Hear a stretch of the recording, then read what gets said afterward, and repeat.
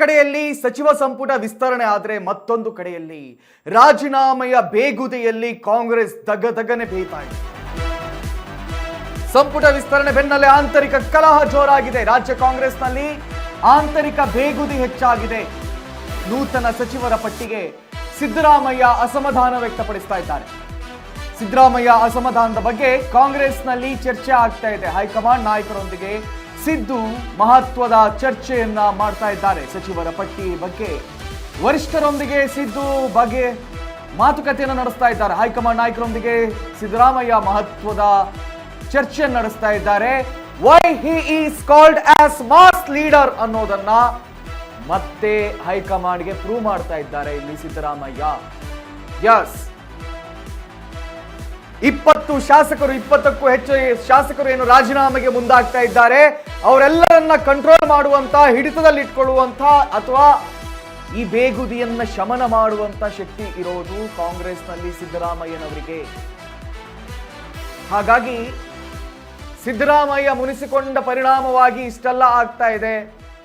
ಸಿದ್ದರಾಮಯ್ಯರವರ ಆಪ್ತರಿಗೆ ಅಲ್ಲಿ ಸೀಟ್ ಸಿಗಲಿಲ್ಲ, ಹಾಗಾಗಿ ಇವೆಲ್ಲವೂ ಆಗ್ತಾ ಇದೆ ಅಂತ ಯೋಚನೆ ಮಾಡಿ ಹೈಕಮಾಂಡ್ ಸಿದ್ದರಾಮಯ್ಯರವರ ಹತ್ರ ಬಗೆ ಬಗೆಯ ಚರ್ಚೆಗಳನ್ನ ಮಾಡ್ತಾ ಇದ್ದಾರೆ.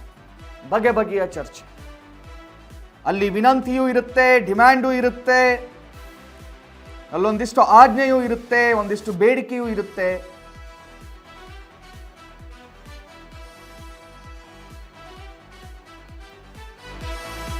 ರಾಜ್ಯ ಕಾಂಗ್ರೆಸ್ನಲ್ಲಿ ಆಂತರಿಕ ಬೇಗುದಿ ಹೆಚ್ಚಾಗಿಬಿಟ್ಟಿದೆ.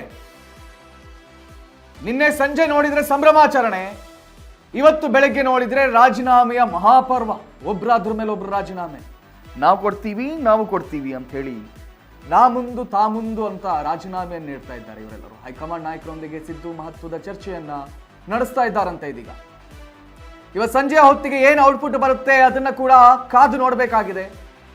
ಸಚಿವರ ಪಟ್ಟಿ ಬಗ್ಗೆ ಸಂಪುಟ ವಿಸ್ತರಣೆ ಬೆನ್ನಲ್ಲೇ ರಾಜ್ಯ ಕಾಂಗ್ರೆಸ್ನಲ್ಲಿ ಆಂತರಿಕ ಬೇಗುದಿ ಹೆಚ್ಚಳವಾಗಿದೆ.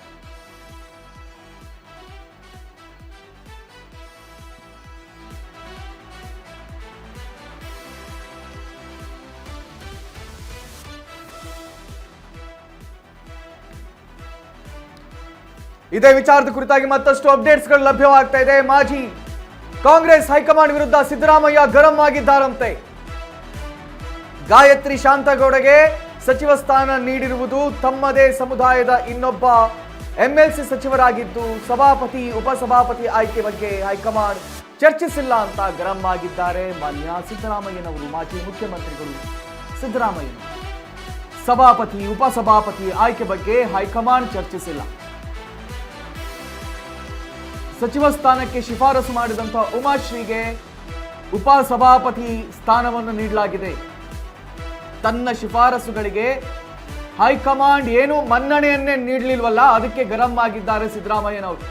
ಎಚ್.ಸಿ. ಮಹದೇವಪ್ಪ ಸೇರಿ ಉಳಿದವರನ್ನ ಪರಿಗಣಿಸಿಲ್ಲ. ವಿರೋಧದ ನಡುವೆಯೂ ಜಮೀರ್ಗೆ ಸಚಿವ ಸ್ಥಾನ ಕೊಟ್ಟಿದ್ದು ಎಷ್ಟು ಸರಿ? ಮಾಜಿ ಸಿಎಂ ಬೇಸರಕ್ಕೆ ಕಾರಣಗಳು ಇದೀಗ ಬಹಿರಂಗವಾಗಿವೆ. ಅವರು ಯಾವ್ದಾವ್ದು ರೀಸನ್ಗೆ ಬೇಸರ ಮಾಡ್ಕೊಂಡಿದ್ದಾರೆ ಅಂತ ಹೇಳಿ. ಎಚ್.ಸಿ. ಮಹದೇವಪ್ಪ ಸಿದ್ದರಾಮಯ್ಯರ ಅತ್ಯಾಪ್ತ ಬಣದಲ್ಲಿ ಗುರುತಿಸಿಕೊಂಡವರು. ಎಚ್.ಸಿ. ಮಹದೇವಪ್ಪರವರ ಜೊತೆಯಲ್ಲಿ ಅನೇಕರನ್ನ ಪರಿಗಣಿಸಲಿಲ್ಲ. ಸಿದ್ದರಾಮಯ್ಯರವರು ಕೊಟ್ಟಂತ ಬೇಡಿಕೆಗಳಾಗಿರಲಿ ಅಥವಾ ಅವರು ಮಾಡಿದಂತ ಡಿಮ್ಯಾಂಡ್ಗಳಾಗಿರಲಿ, ಅದು ಒಂದಕ್ಕೆ ಒಂದು ಕೂಡ ಇಲ್ಲಿ ಫುಲ್ಫಿಲ್ ಆಗದ ಕಾರಣ ಸಿದ್ದರಾಮಯ್ಯರವರು ಗರಂ ಆಗಿದ್ದಾರೆ. ಸಿದ್ದರಾಮಯ್ಯರವರು ಗರಂ ಆಗಿದ್ದಾರೆ. ಸಚಿವ ಸ್ಥಾನಕ್ಕೆ ಶಿಫಾರಸು ಮಾಡಿದ್ರು ಉಮಾಶ್ರೀಗೆ, ಆದರೆ ಉಮಾಶ್ರೀ ಅವರಿಗೆ ಉಪಸಭಾಪತಿ ಸ್ಥಾನವನ್ನು ನೀಡಲಾಗಿದೆ. ಏನು ನಾನು ಹೇಳಿದ್ದು ಏನು ನಡೀತಾ ಇಲ್ವಲ್ಲ ಕಾಂಗ್ರೆಸ್ ಅಲ್ಲಿ? ಇಷ್ಟು ವರ್ಷ ಕಾಂಗ್ರೆಸ್ಸಿನ ಓರ್ವ ನಾಯಕನಾಗಿ ಕಾಂಗ್ರೆಸ್ ಅನ್ನ ಮುನ್ನಡೆಸಿಕೊಂಡು ಬಂದಂತ ಸಿದ್ದರಾಮಯ್ಯರವ್ರನ್ನ ಏಕಾಏಕಿ ಮೂಲ ಗುಂಪು ಮಾಡೋಕ್ಕೆ ಹೊರಟ ಪರಿಣಾಮ ಇದೀಗ ಕಾಂಗ್ರೆಸ್ನಲ್ಲಿ ರಾಜೀನಾಮೆಗಳ ದೊಡ್ಡ ಒಂದು ಬೇಗುದಿಯೇ ಹುಟ್ಕೊಂಡು ಬಿಟ್ಟಿದೆ. ದಗ್ಗದಗ್ಗಿಸಿ ಉರಿತಾ ಇದೆ ಕಾಂಗ್ರೆಸ್.